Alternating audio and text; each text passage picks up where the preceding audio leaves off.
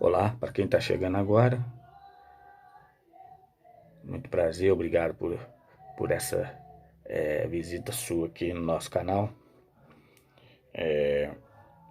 Eu sempre digo, se você está cansado do conto do vigário, quer ouvir alguma coisa aí diferente do que você ouve nas igrejas, nas religiões, então continue com a gente aí, conhecendo o evangelho fora da religião. João 8,32, e conhecereis a verdade e a verdade vos libertará. Quero ler um texto aqui do Novo Testamento, Filemons 1, 2, está escrito assim: E a nossa amada filha e a irmã Arquipo, nosso camarada, e a igreja que está em tua casa, graças dou ao meu Deus. Isso aqui é um escrito do apóstolo Paulo. E eu quero te falar, a igreja, como de fato ela é, e de direito. Esse texto que eu li afirma: a igreja que está em tua casa, nosso irmão Áfilo. O que fazia na casa a igreja? Eles davam graças a Deus,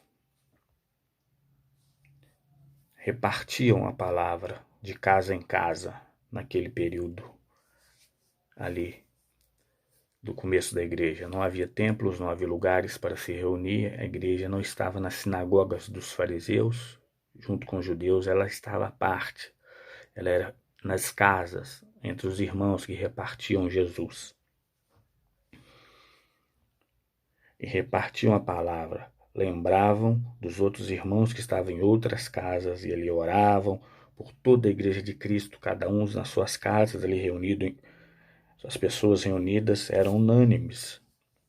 Não havia divisão, não havia placa de igreja, denominações, eles eram unânimes no partir do pão. Ninguém passava fome porque eles distribuíam, era-se levado até os líderes, até os irmãos mais experientes, aquilo que se tinha, e eles dividiam de igual parte para todo mundo, porque ali eles eram comum no pão, nas orações, e o mesmo espírito em amor, a mesma fé. Eles esperavam já naqueles primeiros anos após a volta, a ressurreição de Cristo, e já esperavam a sua volta. Nunca se esqueciam dos irmãos que eram a igreja, que estavam nas outras casas, em outras cidades. Eram unidos pela fé, como demonstravam nas suas atitudes. E como demonstravam essa fé, essa força da prece poderosa? Um dia Jesus disse: se a tua fé for do tamanho de um grão de mostarda, ou seja, menor que for, talvez a menor semente, uma das menores sementes, você pode dizer a este monte: passa-te deste lado para o outro. De tão menor que seja a sua fé, mas se ela for o tamanho de um grão de mostarda, ela é gigantesca. Isso mostrando para nós que o homem ele é extremamente natural, extremamente humano. Então, as questões de fé, elas saltam ao entendimento natural, não tem explicações. Por isso, quem tiver uma minúscula fé, ele consegue fazer coisas grandiosas. Tiver uma fé do tamanho de um grão de mostarda, haja visto que ninguém conseguiu tal proeza.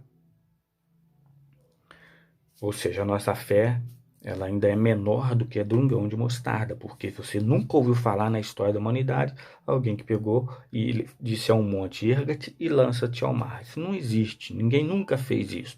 Isso mostra a pequenez da nossa fé, isso mostra a distância que estamos de Deus e das coisas celestiais. Mas isso seja um estímulo para a gente, ainda que menor que seja a sua fé, você siga o caminho certo do Cristo verdadeiro. Por isso essa bagunça de igrejas e religiões, porque a nossa fé é muito pequena, muito interesseira, muito assim, bom, eu tenho que juntar um povo para mim, capitalizar. Então se pensa no dinheiro, se pensa no poder, e se usa isso sobre aqueles que se deixam ser dominados. Haja vista que Deus disse lá atrás que cabe ao homem dominar-se a si mesmo.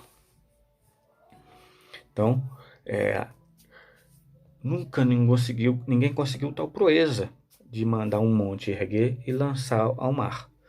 Precisamos usar, então, já que a gente não consegue fazer isso, palavras persuasivas, com efeitos, usando o pecado como arma de evangelismo, prendendo as pessoas nos rótulos e ritos das campanhas que fazemos nas igrejas, conferências, correntes, congressos, workshops, tantas coisas, simpósios que fazemos para atrair a pessoa para nós, para nossa religião, para nossa denominação, porque é a única arma que a gente tem, não é a nossa fé. Nós não usamos a maior arma que Cristo deixou para nós, que é amor e compaixão. Nós usamos as outras artimanhas. Essas são as armas que a gente usa por causa da nossa pequenina fé. A fé é tão pequena, nunca amarramos as pessoas ou levamos a elas se prenderem a Jesus. Nós prendemos nesses costumes corriqueiros da igreja, colocamos atividades durante toda uma semana, durante todos os dias e todas as horas, para aquela pessoa ficar presa em nós, aprisionada na minha denominação, na minha religião, aprisionada nos meus ritos, nos meus santos, nos meus credos, nas minhas bugigangas, nos meus símbolos. Ora, os que se dizem cristão, que não veneram imagens, têm sempre uma arca na sua igreja de aliança, um castiçal em cima de algum lugar, uma pomba representando alguma coisa, uma coroa, até mesmo uma cruz, que é um símbolo que podemos usar. Ele é tido como um símbolo de veneração, de atrair pessoas, e tiramos sempre o foco de Cristo, porque a nossa fé é muito pequena. Ela é muito fraca, então nós levamos as pessoas até Jesus. Nós amarramos as pessoas, porque em Jesus, se a gente deixar aqueles que já são esclarecidos, deixar que as pessoas realmente tenham acesso direto ao Cristo, serão libertos dessas mazelas de homens, desses crendices, desses ritos, desses rituais. Se a gente deixar a pessoa ter um encontro direto com Cristo, ele vai abrir os olhos e vai entender que o Evangelho não é feito de armaduras, de amarras de religiões, correias e cadeias. Ele é feito de liberdade. Mas como a nossa fé é fraca, a gente precisa prender as pessoas na nossa igreja e no nosso templo. Então a gente usa essas artimanhas de homens, algumas até malignas. Sempre, né, no prisma do meu entendimento. Agora eu te pergunto e te digo, onde Cristo realmente habita? Dentro de nós? Claro, se a nossa fé é nele sim. Disse Jesus, aquele que crê em mim, rios de água viva fluirão do seu ventre. Disse Jesus, jamais seríamos enganados. Então nós temos que buscar a libertação, o entendimento.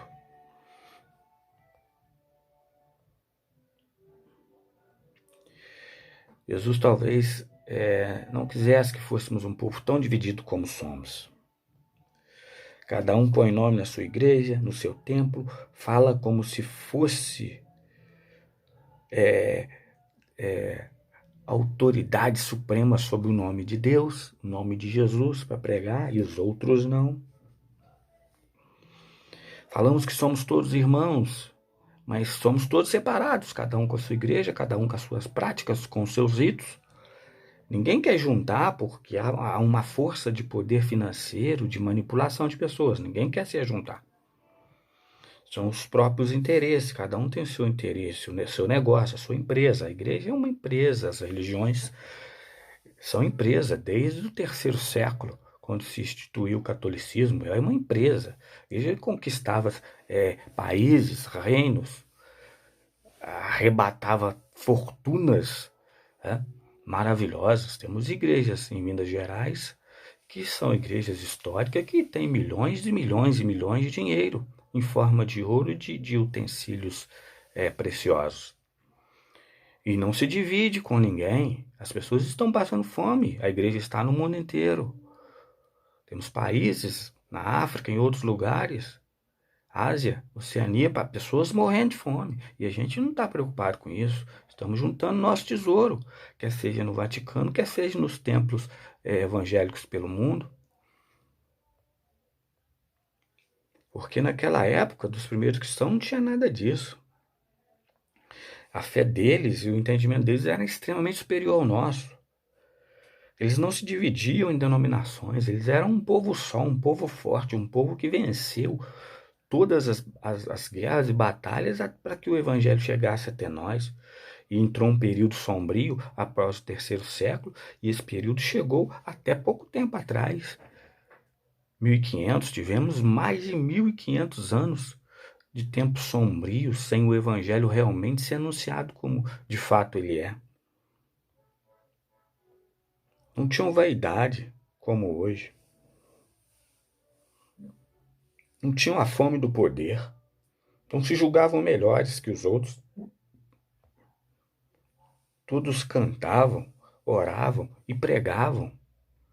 O irmão mais experiente, até mesmo se fosse um apóstolo, ele falava, mas todos os demais irmãos que estavam na casa, 10, 15 ou 20, falavam também, oravam também.